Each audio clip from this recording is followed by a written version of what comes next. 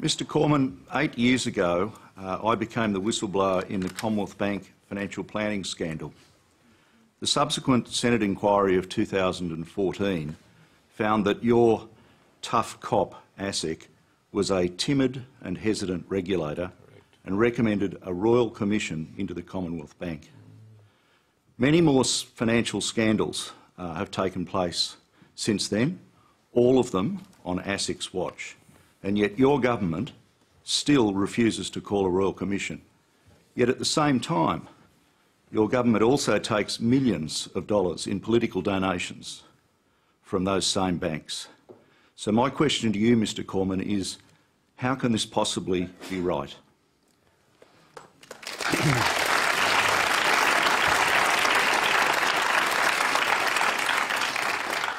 Well, we think it's very important that if any bank or any financial services institution does anything wrong, that effective action is taken, and that is why we've provided additional powers and resources to ASIC. You're right. I mean, there have been a series of inquiries. There has been a Senate inquiry. We've had the Financial Systems inquiry. In our judgment, having more inquiries and just continuing to look at issues without actually having the capacity to take effective action is not the best way forward. We've taken action. We've given additional resources to ASIC. We've responded to the recommendations that have been made by various inquiries.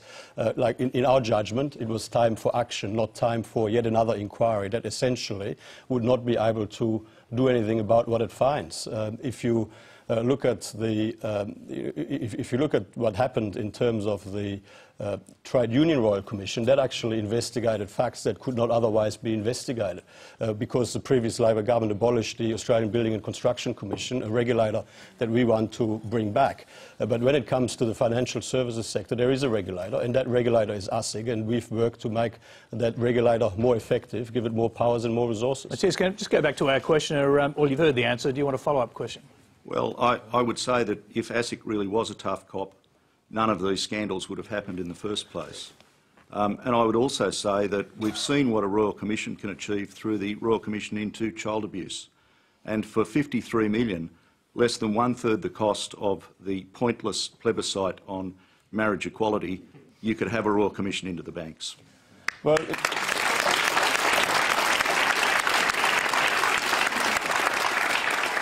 I mean, many of the events that you talk about, of course, were happening in the period of the previous Labor governments, and some of them actually in relation, some of them during the period when Bill Shorten was the Financial Services Minister. So since then there have been a whole series of inquiries.